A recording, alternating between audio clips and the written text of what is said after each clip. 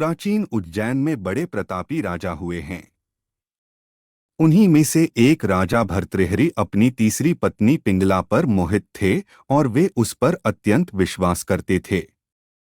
राजा पत्नी मोह में अपने कर्तव्यों को भी भूल गए थे। उस समय उज्जैन में एक तपस्वी गुरु गोरखनाथ का आगमन हुआ। गोरखनाथ राजा के दरबार में पहुंचे। भर्तृहरि ने गोरखनाथ का उचित आदर सत्कार किया। इससे तपस्वी गुरु अति प्रसन्न हुए। प्रसन्न होकर गोरखनाथ ने राजा को एक फल दिया और कहा कि यह खाने से वह सदैव जवान बने रहेंगे, कभी बुढ़ापा नहीं आएगा एवं सदैव सुंदरता बनी रहेगी। यह चमत्कारी फल देकर गोरखनाथ वहां से चले गए। राजा ने फल लेकर सोचा कि उन्हें जवानी और सुंदरता की क्या आवश्यकता है। चूंकि राजा अपनी तीसरी पत्नी पर अत्यधिक मोहित थे, अतः उन्होंने सोचा कि यदि यह फल पिंगला खा लेगी तो वह सदैव सुंदर और जवान बनी रहेगी। यह सोचकर राजा ने पिंगला को वह फल दे दिया।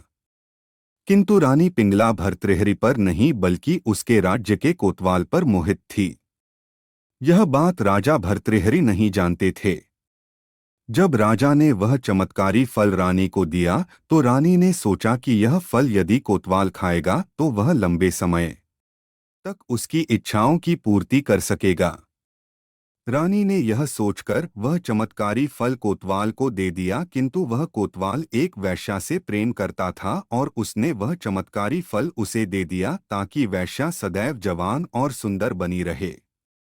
वैश्या ने फल पाकर सोचा कि यदि वह जवान और सुंदर बनी रहेगी तो उसे यह गंदा काम हमेशा करना पड़ेगा।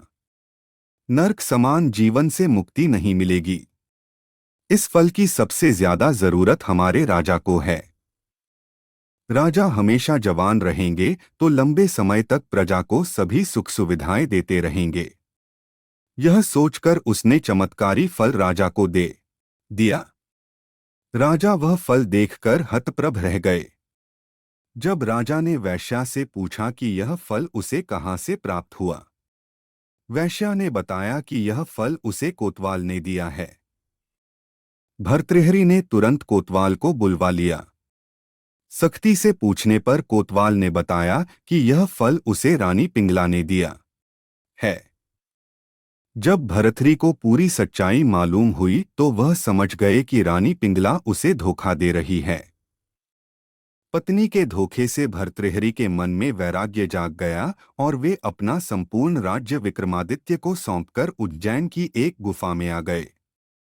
उस गुफा में भर्तृहरि ने 12 वर्षों तक तपस्या की थी। उज्जैन में आज भी राजा भर्तृहरि की गुफा दर्शनीय स्थल के रूप में स्थित है। राजा भर्तृहरि ने वैराग्य शतक की रचना की, जो कि काफी प्रसिद्ध है।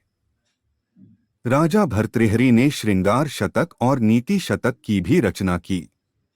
यह तीनों ही शतक आज भी उपलब्ध हैं और पढ़ने योग्य हैं। दोस्तों, यदि राजा भर्तृहरि की ये कहानी अच्छी लगी हो तो लाइक एवं शेयर अवश्य